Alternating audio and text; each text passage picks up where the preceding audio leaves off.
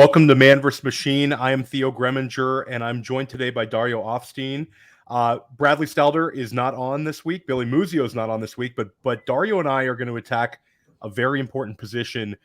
The last few weeks, we've spent time talking about stacks, correlation. We've talked about teammate arbitrage, especially at the wide receiver position. We've looked at the running back position in depth. We've really dove into ambiguous backfields. So if any of those things interest you, we highly recommend our last two episodes. We also recorded with Mark Garcia, our host of First Mover. That was an excellent show. Dario is making his way across the United States. He's on his way to the Fantasy Football Expo. Where are you recording from today, Dario? Today we're in Central Michigan. I'm probably going. Last night I camped over by Lake Michigan, just on the other side from Chicago. Today we're driving across Michigan, and then I'm probably going to camp on Lake Erie, just on the very western tip of Lake Erie. So we're making our way across. It's the first time I've driven to the Eastern time zone, so it's been fun. That's awesome. Are you getting like road weary, or are you still enjoying seeing things? I'm getting very into audiobooks. Is how I'm passing the time, but it's been good. I'm a big audiobook guy, and somebody like really triggered me with a tweet saying that it's not real reading. You consider it real reading, Dario? I think so. I'd say so. I mean, I keep my more dense reads to the traditional sense, but I've been listening to Dune in the audiobook, and it's nice. It's a good distraction. That's some heavy science fiction read, but we gotta get serious here. We're 30 days out. We're like a month away from kickoff. Detroit, Kansas City's kicking off the season, and drafts are starting. I'm in multiple drafts right now. This is like the time. You have the Fantasy Football Expo coming up that like kind of marks the beginning of the end of the summer. And we're going to get really serious about the quarterback position. I think oftentimes it's a position where drafters spend the least time on. Most people play in 12-team leagues. If you want to draft early quarterback, you know where they go. If you want to wait on quarterback, you're probably going to get the 12th quarterback off the board in ADP or one guy below him. So there's a little less pressure on the drafter than the running back or the wide receiver or potentially getting tight end value. However, I think it's a big mistake. We've seen in recent years how impactful, 2019 Lamar Jackson was, how impactful 2018 Patrick Mahomes was, and, last season, how much of a cheat code it really was to simply draft Patrick Mahomes as QB3 instead of Justin Herbert as QB2. There's oftentimes mispricing, and we oftentimes don't see the quarterback that's the first one selected in ADP finish as the highest scoring quarterback. Just philosophically, Dario, one thing to get out of the way, because we're going to talk about this in general. Analytically, how do you treat the quarterback position in leagues with 6-point passing touchdowns versus 4-point passing touchdowns? Is this something where you change your process and you look at certain archetypes differently? Or do you generally treat them the same no matter the touchdown scoring format? I think that I just kind of plug it into the projections. Like we'll see who that benefits the most and who it kind of hurts the most. But aside from that and plugging the projections into the formula, seeing which guys are going to move up the rankings because of the 6-point passing touchdowns, I wouldn't give it too much more weight than that. And I think that overall, it can have an impact on a guy like Kirk Cousins or, these pocket passers where it just kind of raises their ceiling a little bit because, 4-point passing touchdowns, if Kirk Cousins has his best game of the season, it's still probably not a huge difference maker for you. 6-point passing touchdowns, you're definitely, have a good chance of winning that week. So I think that it helps those guys like Cousins, Aaron Rodgers, Jared Goff, guys who are pretty much mostly going to be doing it from the pocket.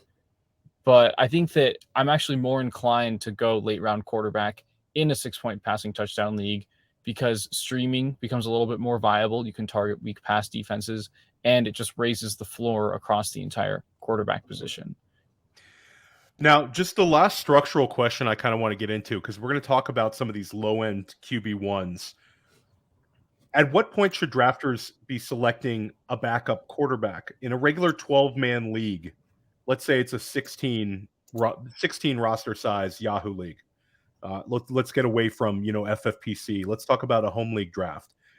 Is it a mistake to be rostering two quarterbacks? Does it give you less danger, or are you potentially blocking a elite scoring low end quarterback like a Justin Fields or Trevor Lawrence last year from ending up on one of your league mates' teams? I pretty much avoid drafting a second quarterback at all costs in those home leagues like you're describing. Like, I'll roll my dice on, I think maybe the one exception I could see this year is if you draft Anthony Richardson and then it turns out he's not starting week 1, I wouldn't want to drop him. Yeah. But I think otherwise, if you went late, then lean into the streaming aspect of it. And if you have, Russell Wilson and he gets off to a bad start, then pick up, a Daniel Jones, a Kenny Pickett, even if they're off, like those guys who are in that next tier that are off to a good start. Like you said, it depends a lot on how deep the league is. If you're in an FFPC 20 deep roster league, you do need that second quarterback because everyone's going to be rostering multiple quarterbacks. And then the best option on your waiver wire is going to be Jordan Love or, CJ Stroud, just for a whole tier further down. But your question was about your sort of typical home league shallow roster sizes. I'm definitely not trying to draft two quarterbacks or roster two quarterbacks any given week. Yeah, no, I'm with you on a home league. If the shorter the roster spots are, the less likely I am to draft a second quarterback. But I will say that there's sometimes in like an FFPC or NFFC or that sort of format, I don't mind going naked QB if I really put that early draft capital into like one of the elite guys. If I spend a third round pick on Jalen Hurts, then I'm done. So I think that's definitely an interesting conversation. But we're going to dive into a number of these individual quarterback ADPs. We're going to try to extract the best values that we can and try to project a couple guys that are really going to smash their spots. But first, we're going to hear a word from our sponsors.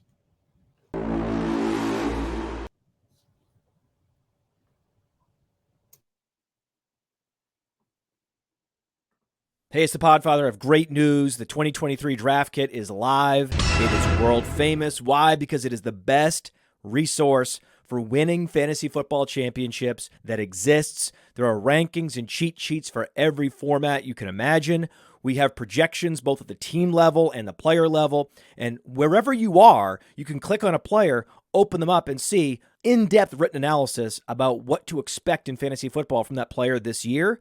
And then you can click on the team, and you can get even more in-depth analysis, all the drivers of fantasy production, both in a positive and negative direction for that team, including a signature trend. And the graphics are incredible. So these team insights, they give you the team-level projections, the vacated targets, the vacated areas, and that one dynamic for each team that you need to know when making decisions on draft day. And we added a bunch of features.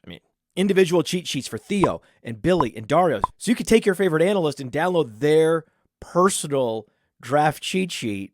And then in the commissioners section, also brand new this year, Memphis Young lays out everything you need to know to manage a league, do's, don'ts, tips, and what the more innovative fantasy commissioners are doing this year. That's presented by Trophy Smack. The whole package is presented by the Fantasy Football Players Championship, the FFPC, Ray Garvin, Derek Brown, the best minds in the industry contributing analysis. It's certainly not the most inexpensive draft kit on the market, but it is the best. Playerprofiler.com/draft kit. Playerprofiler.com/draft kit. Go get it.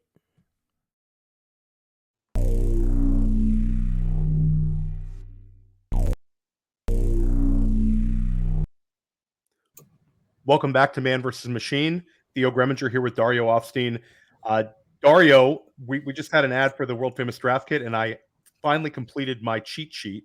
So I'm excited that's going to get up on there. I know you dropped yours recently. Who were some guys that you were, really ahead of where our overall rankings were kind of like Dario's guys?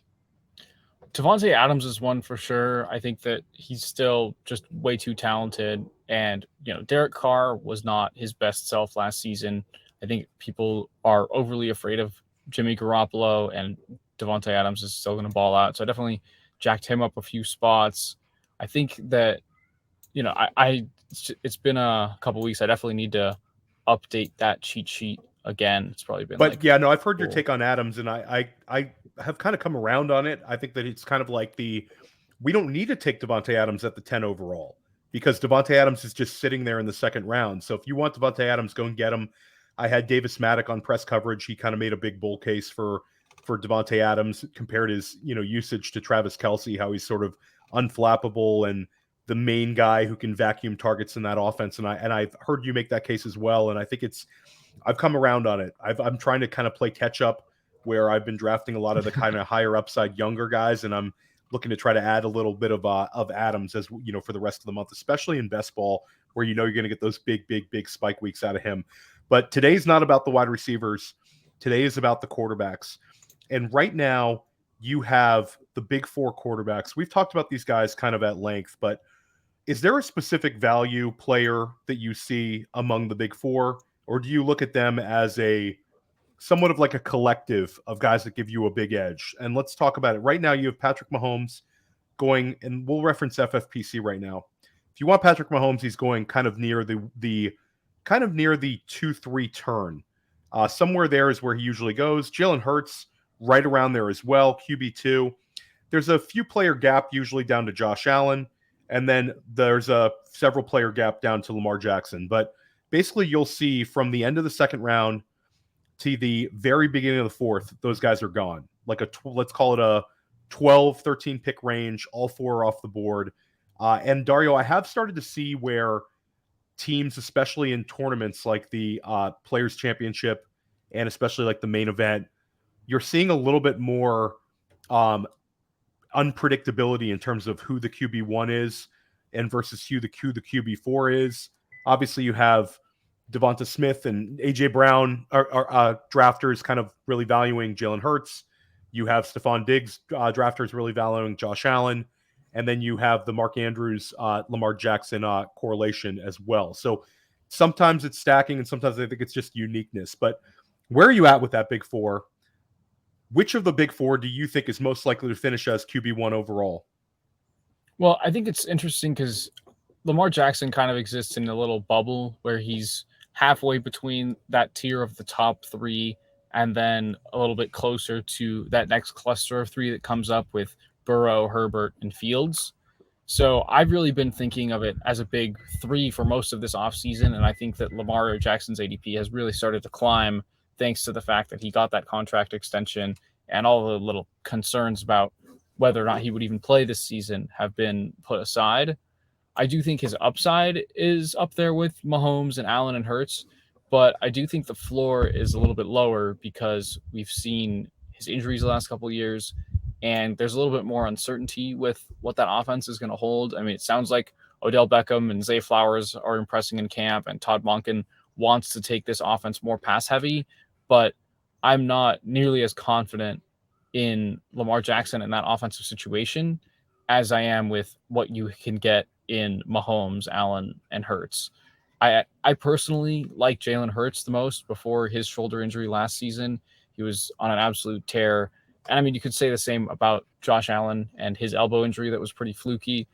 I think that you really can't go wrong with any of these three guys, and I'm definitely drafting the most for the stacks. Like you said, you have Diggs, you have Kelce. If you have A.J. Brown or Devontae Smith, that's who I think you should obviously be targeting in that draft. And I think that these guys have kind of changed the dynamic of the late round quarterback strategy for a long time. We knew that we could get a decent startable quarterback in round 10, round 12, and you kind of would be able to keep up because the top quarterbacks didn't separate in the same way that this tier of quarterbacks is now capable of separating. So you definitely want to get your healthy amount of exposure to this top tier of quarterbacks. And if I had to plant my flag, I think it's on Hurts. So it's interesting. I'll push back a little bit on the Lamar Jackson argument. I think last year we saw elite Lamar Jackson, and the sample size was not massive, but we'll call it like the first 4 games of the season when he had everyone fully healthy in terms of his receiving core. We saw him exceeding his start in 2019. He was putting up, meteoric numbers. And then obviously things went south when we saw attrition across the team. And then we saw Lamar Jackson himself get hurt. So I do agree with you, but I think that the upside that he brings to the position is immense. And I think that we've already seen a QB1 overall season from him, which is kind of nice. And then we bring up the rushing ability. I think that the best possible rushing outcome is Lamar Jackson out of this group. We can make an argument for Hurts, but I think that Lamar kind of belongs there because I think it's a lot of positive vibes out of the offense. I agree that they're going to throw more, and I think it's also the pace of play is going to go up with Monken.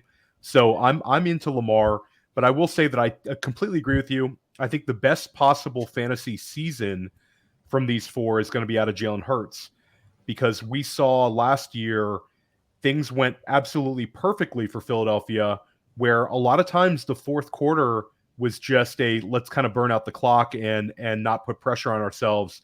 Jalen Hurts really, I would love to see, Dario, the amount of fantasy scoring in quarters 1 through 3 versus quarter 4. I would stand to guess that Jalen Hurts had the overwhelming majority of his fantasy points scored in the first 3 quarters of the game versus quarter 4. Even in the first half. I mean, there were games that they had put away by halftime last season. Yeah, I think that's an absolutely great point about the first half. And I think it's, things in the NFL, like we look at Philadelphia as kind of a juggernaut team. I think if me and you were ranking our Super Bowl contenders, we both have them probably in like the top 3. And certainly I think they're the best team in the NFC. But things don't always work out like that. And I think that there's a potential for more, neutral game scripts where Philadelphia is going to have to keep the foot on the gas. You also had some defensive changes this year where Philadelphia has a ton of talented players on defense, but there is some youth there that they're going to be breaking in. So I love Hurts. And I also think it's very simplistic, but I think we would easily say Jalen Hurts has the best trio of pass catchers between these 4 guys. I think it's far and away Devonta Smith, AJ Brown, and Dallas Goedert. Yeah. I mean, there's a lot of question marks with the Chiefs behind Kelsey. Same thing with the Bills behind Diggs. And then it's funny. I'm looking at our top 5 here, and, Herbert, you have, Quentin Johnson's a question mark. And then the Ravens receivers are also kind of 3 pretty big question marks. So I would definitely agree with that. Which of these 4 is going to finish QB4? If you had to bet on which one of them, if let's say that this is a 4-man league and all 4 of these quarterbacks are drafted, which is the one that you would bet on to finish with the least amount of fantasy points this year among these big 4? I think if I had to bet, it would be Lamar Jackson, because there's just too much uncertainty. I think that he has probably the widest range of outcomes. Like you said, Lamar Jackson's peak QB1 season is the highest QB1 season that probably from what we've seen him do it, he put together the best quarterback season in fantasy history. I think he could do it again, but I also think the floor is really high for Mahomes, Allen, and Hurts, like we said earlier. So, if you had to bet on which of these 4 quarterbacks was going to score the fewest points, I think the money would have to go on Lamar Jackson, but that doesn't mean I don't like Lamar Jackson. Yeah, this is a really tough question because it's 4 guys that we really don't want to bet against. I think they're all pretty insulated, especially in the points per game category. I will say I think Josh Allen's starting to get a little bit disrespected. You're starting to see him go off the board, quarterback 4. If you're a usual underdog drafter, you're seeing more and more kind of like mid-third Josh Allen, where you weren't really seeing that, a couple weeks ago. I think people are just kind of sleeping on him. He finished QB2 last year after finishing QB1 the year before, and they had their final game. It was a sad situation, but the game got, basically not played. And that if he would have been in that sort of a shootout environment, he more likely than not would have finished as QB1 overall. So I don't know. It's kind of a pointless task here, Dario. Like all 4 of them, if that's the plan you have to start your draft with, I think it's a fine argument. I think that the real challenge comes with looking at the next couple of guys, because you have Joe Burrow, who was a 4th-round selection. He was actually neck and neck with Lamar. If we would have had this show, 2.5 months ago, Burrow and Lamar were literally side by side. Now there is a 13-player gap between Lamar Jackson and Joe Burrow. Joe Burrow is going off the board as QB5, and then you see Justin Herbert right on his heels as QB6, and Justin Fields about 8 to 10 spots, give or take your draft, behind Herbert as QB7. But these guys are kind of in their own mini tier, and then there's a drop down to Trevor Lawrence. So let's start at the top with Joe Burrow. Does Joe Burrow have QB1 overall in his range of outcomes? It's tough for me to see it. I think he would have to have probably he'd have to have, I think, a career peak season 50 touchdowns. Where we would look, exactly. Exactly. 2013 Peyton Manning comes to mind. And Burrow's definitely capable of that in some reality. But I mean, I think that personally, I like Justin Herbert a little bit better this year. I think that Kellen Moore is going to really elevate that Chargers offense. And I think that their pass rate is going to stay high. And I think that, I don't know, I'm starting to get a little bit concerned with just how healthy Burrow is going to be to start the season, and whether his ADP could actually continue to dip a little bit lower. And I mean, I think that the Bengals have every reason to be cautious with him in the first month of the season, because they're a contending team. They're not playing for week 6. They're playing for all the marbles. So right now in our rankings, for the player profiler projections and everything, we go Herbert and then Burrow and then Fields. And I think that I feel pretty good about that order. Yeah, I'm somewhat with you, and it's disappointing to me because, I was all in on Burrow, and I'm still not out. I've still been selecting him. But like you said, I do worry a little bit about these lower leg injuries for quarterbacks. It sounds like it's a calf thing. It sounds like something that he's going to manage. There's not a whole lot of fear about him missing much time, if any. But I do worry that teams can kind of be BSing us a little bit in the summer. And I worry about a setback. It takes one hard hit at an area that he's struggling with, and then we have potentially missing him for a few weeks. I will say that the QB1 I do think is in the range of outcomes, because I think Burrow's kind of entering his quarterback prime, and he's never really thrown for more than 35-ish touchdowns. I believe maybe he's got a 36 touchdown season in him, but we have last year, Jamar Chase missed time. The season before, T. Higgins missed some time. So there's just a kind of a perfect storm for him in terms of weapons, the progression he's made in his career, where I think he could end up paying off. But I think we should stick with Herbert, because you made a great point. I think Herbert right now has, with the addition of Quentin Johnston, I think this is the deepest his wide receivers have ever been in any point in his career. Josh Palmer as wide receiver 4 gave us a 70-catch season last year, and I think he's become kind of a guy that people make fun of a little bit because he's kind of a compiler. But in terms of stylistically, him as wide receiver 4 is just another chain mover and a wide receiver with size. They also have Gerald Everett back. Herbert showed a connection with Everett last year. He's got a really interesting set of wide receivers, like we talked about with Williams, with Allen, with Quentin Johnston, who's getting rave reviews out of camp.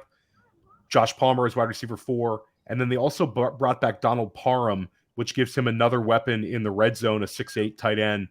And then you add to that, arguably the best pass-catching running back in football in Austin Eckler. And you bring up Kellen Moore. I think that Kellen Moore is going to keep them playing at a fast pace. And I think last year we saw with Lombardi some games where they struggled. I think that you're right. You're spot on. Justin Herbert's also given us a top 3 scoring season in his career. If you're talking about being hampered by injuries, I mean, you talk about Jamar Chase and the upside for Burrow, but like Justin Herbert, had a little bit of an issue with his ribs, if you guys remember. In like week 2, he was torn rib cartilage, I believe. He was playing through that. I mean, it's hard to believe that he was fully healthy for, I don't know, a month, 2 months after that hit. So I think Justin Herbert was really capped last season. Austin Slater, their elite left tackle, was out most of the year with a torn think it was a torn pec or a torn bicep or something like that. And I think there's a lot of pieces that are encouraging for that Chargers offense.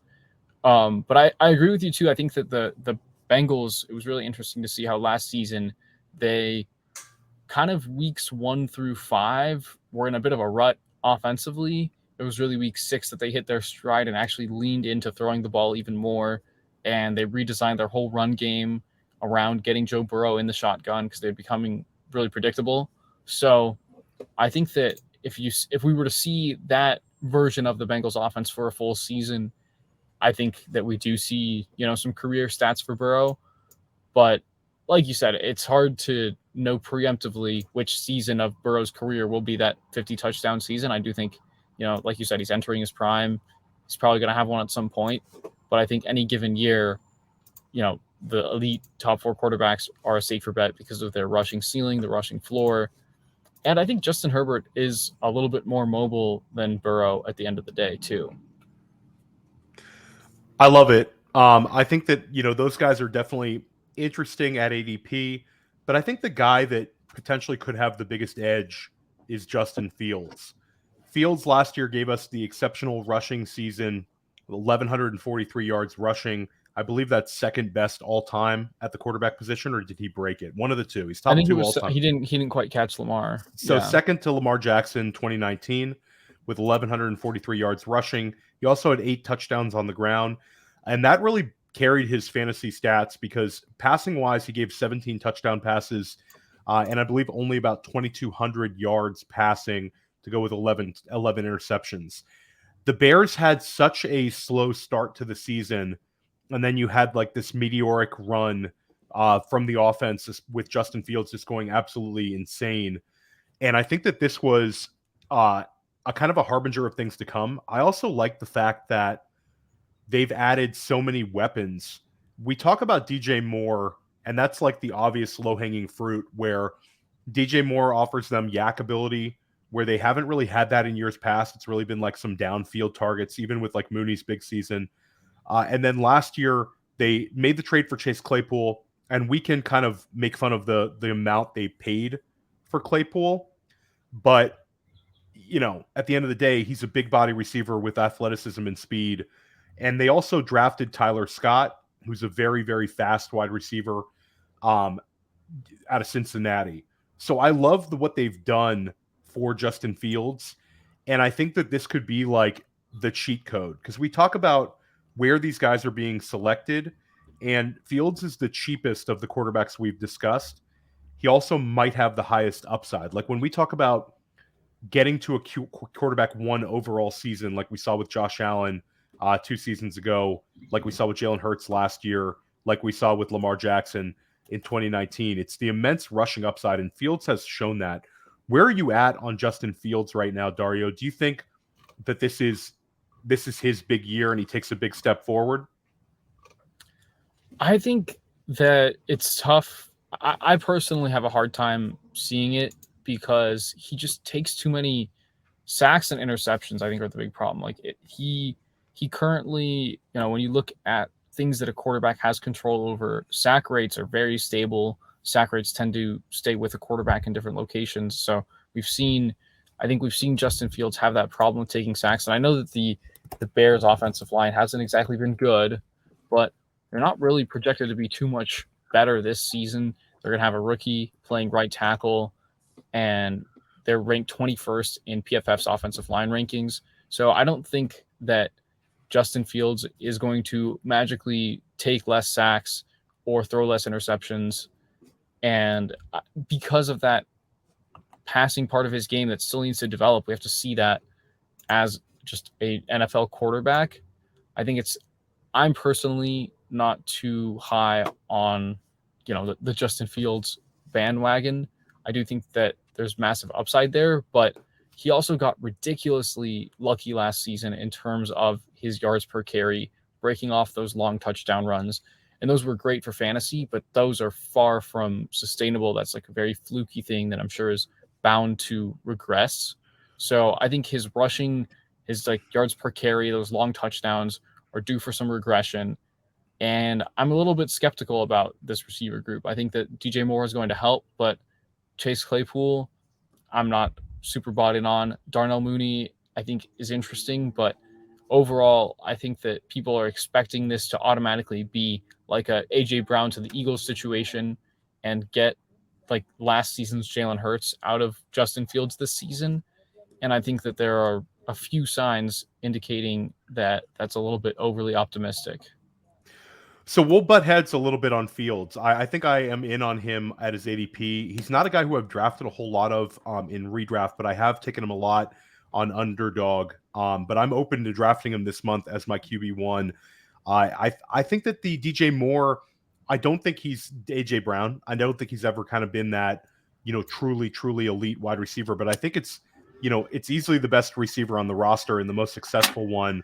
And I think that he could take a big step forward in terms of his production versus last season in Carolina. And I'm going to go ahead and I'm going to say this is the first one we've really kind of butt heads on because I'm in on Fields. Let's push it down the list. Trevor Lawrence. Trevor Lawrence right now had a breakout season last year, and now he's being drafted as quarterback 8. But there is, again, that significant gap between him and Fields and certainly between him and Burrow and Herbert. Trevor Lawrence is entering into year 3. Again, this is the best weapons he's ever had in his career. Certainly, it's not even close. He's got Calvin Ridley added to Christian Kirk and Zay Jones. They have Evan Engram re-signed at the tight end position. Engram was red hot to finish last season, showed immense chemistry with Lawrence. They have Travis Etienne, and they've added Tank Bigsby. You also have year 2 for Doug Peterson, where you have to think that Peterson is a little more comfortable with the players on his roster and maybe open things up a little bit. Do you view Trevor Lawrence as the kind of guy that is a purgatory player that's more likely going to kind of hit his ADP but not crush it? Or do you view him as a guy that can really challenge and finish ahead of the Herberts and the Burrows of the world? I think Burrow and Lawrence really kind of, you're hoping that Lawrence becomes Burrow. And I think that he has everything is breaking the right way, right? I mean, extremely coveted prospect. And like you said, better weapons, second year in an offense Doug Peterson is a proven offensive mastermind. I think that the addition of Calvin Ridley seems to be on track for helping to open up this offense. And I think that there's just so many indicators of Trevor Lawrence being as good of a thrower of the football as we expected him to be coming out of college. And I do think that, if you look at his just base stats from his rookie year to last season, he improved across the board because they had a real offensive coach. And I think that that's going to continue to improve. So I think that you're kind of on the nose that he's never going to have the ceiling of a Lamar Jackson or a Josh Allen because he doesn't quite do as much on the ground.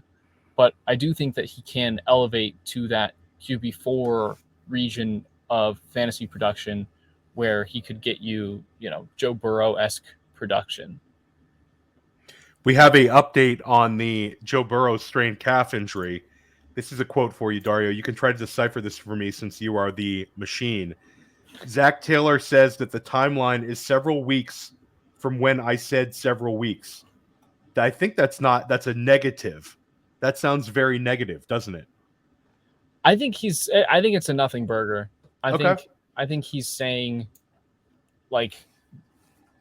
take when I said it, and when I said it was several weeks, it's still several weeks. I think he's dodging the question. I think he's telling us that there's no more information to be had. I'm not saying, I don't think it's an addition of several weeks beyond the original several weeks, if I'm interpreting that quote.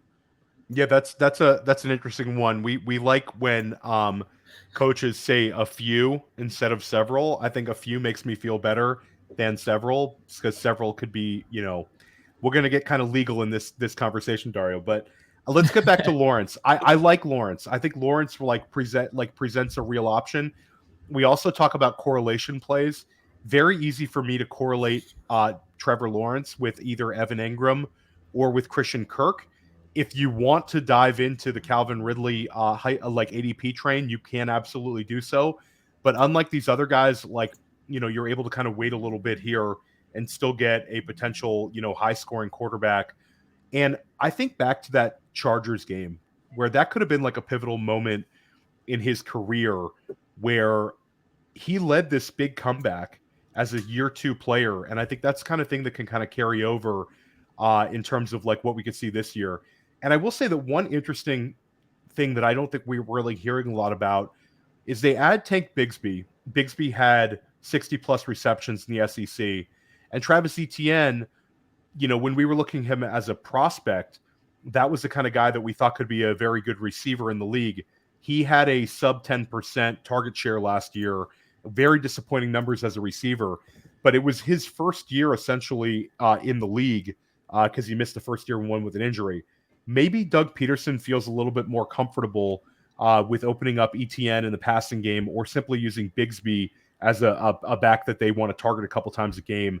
I think if you add that to Trevor Lawrence, this offense starts becoming really scary, and I think that he's definitely a target. So right now, like, we kind of both agree that he's a guy that could return value. There's a quarterback that goes after him, and again, it's a significant gap, but Deshaun Watson's kind of on his own little island in terms of ADP.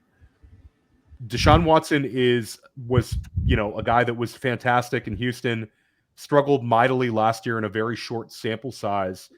You see the Browns kind of getting steamed up, and Njoku, Elijah Moore, Amari Cooper, and then Nick Chubb. All of these guys have gotten kind of moved up in terms of ADP. And then you have some reports on guys like Cedric Tillman doing well in camp. Where are you at on Deshaun Watson? Is he a guy that you want to target, or is he a guy that you are kind of avoiding at ADP? I think he's a target because his upside is just tremendous. I think that he was technically with the team for last offseason, but during his suspension, he wasn't allowed to be in the building. So the first 11 weeks of last season, he was, not at practice, not watching film with the team, not learning the new plays. So I think coming in to play the last 6 games of the season the way he did, kind of explains most of why he struggled. And I think it's, there's a lot more optimism for his prospects in 2023. And I think at the end of the day, you want to draft players who have league-winning upside, and Deshaun Watson is definitely one of those players. If I told you 6 months from now that Deshaun Watson actually went, blow for blow with that top tier of quarterbacks this season and was putting up numbers like Jalen Hurts, like Patrick Mahomes, like Josh Allen, you'd be more inclined to believe that than if I said the same about Trevor Lawrence. So I think that just because of that upside, Deshaun Watson is a target for me. I think Elijah Moore, someone that we like a lot. I mean, his profile, what he showed his rookie year, and I mean, take the clips from camp with a grain of salt, if you will, but we think he's a talented player, and it's a good situation to land in. Amari Cooper has still got it. David Njoku is kind of like the Evan, he's an athletic tight end like Evan Ingram, so he's got that outlet just like Lawrence as well. Or like Gerald Everett, just fancy Gerald Everett. Exactly. And then Donovan Peoples-Jones, I think that it's a talented group of receivers. Nick Chubb is there to take the load off the offense whenever necessary.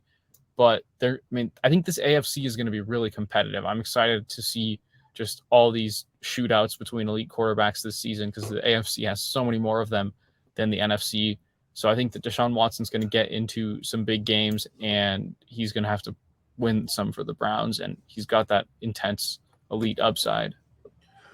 So the tier that's really interesting is our next one. You have Dak Prescott going off the board as QB 10, followed up by Tua Tagovailoa at quarterback 11. They're very close in ADP.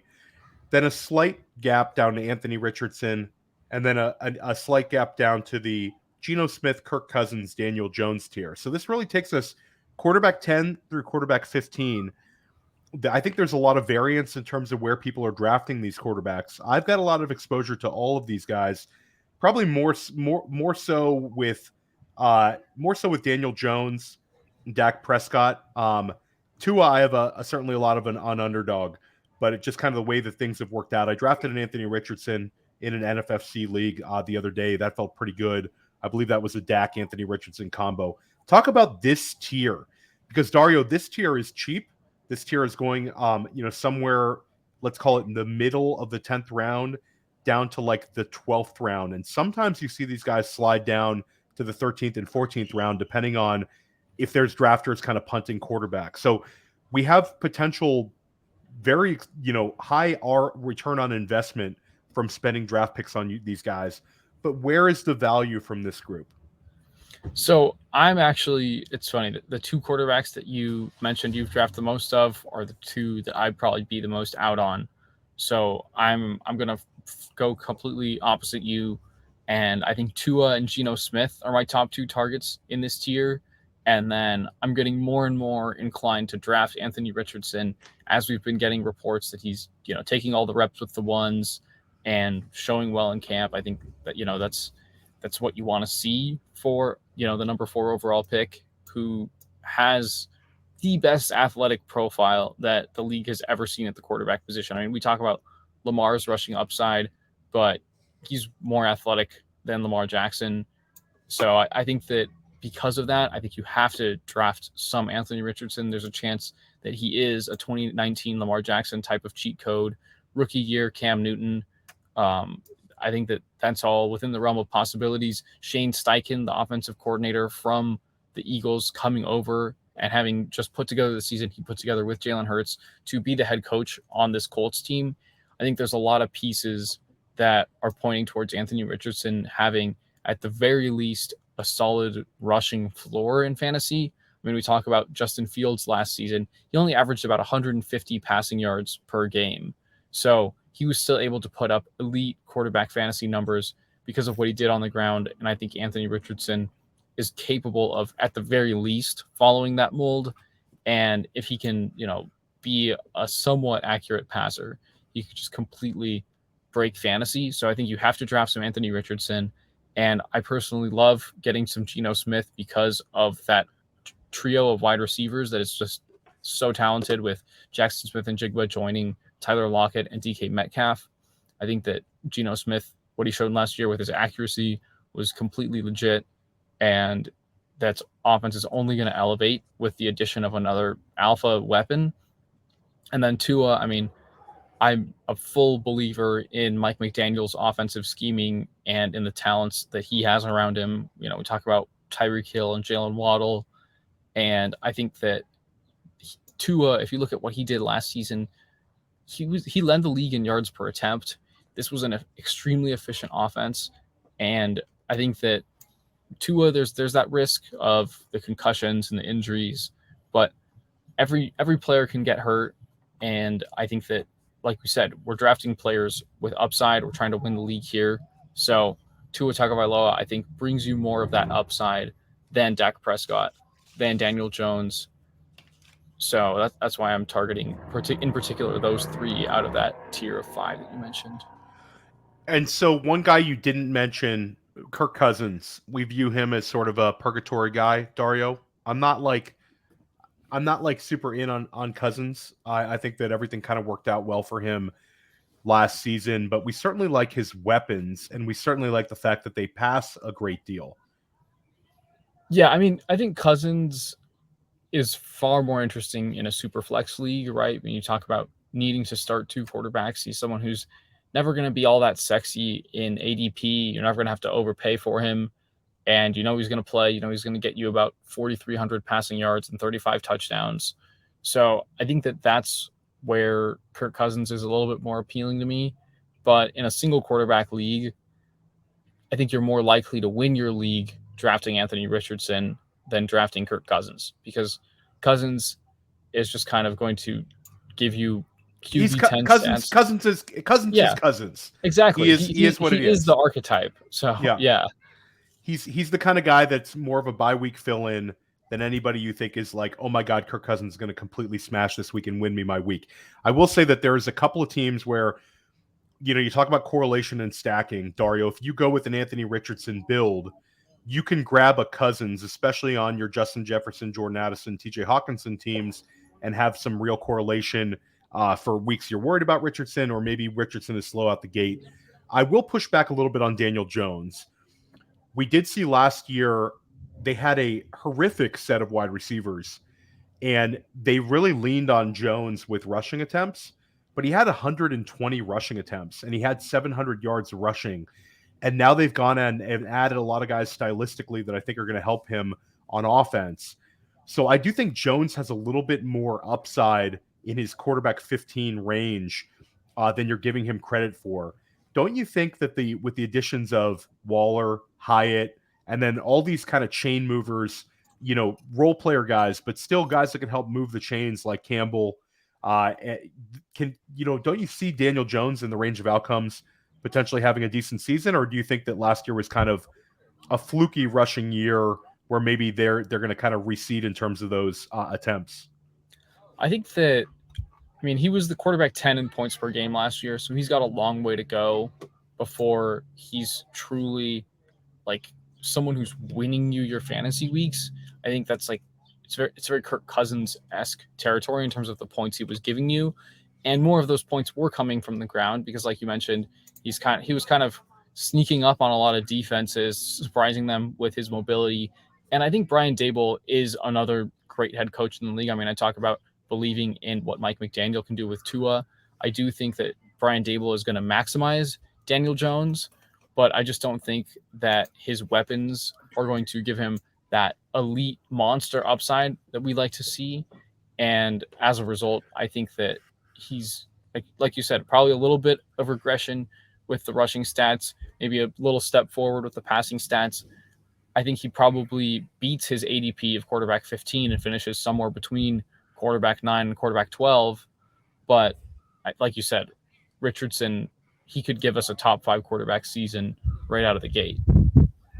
Yeah, it's interesting. I'm with you on Geno Smith. I think he's very, very interesting. Last year, he gave us a top 6 season, and they've added Charbonnet and they've added Jackson Smith and Jigba.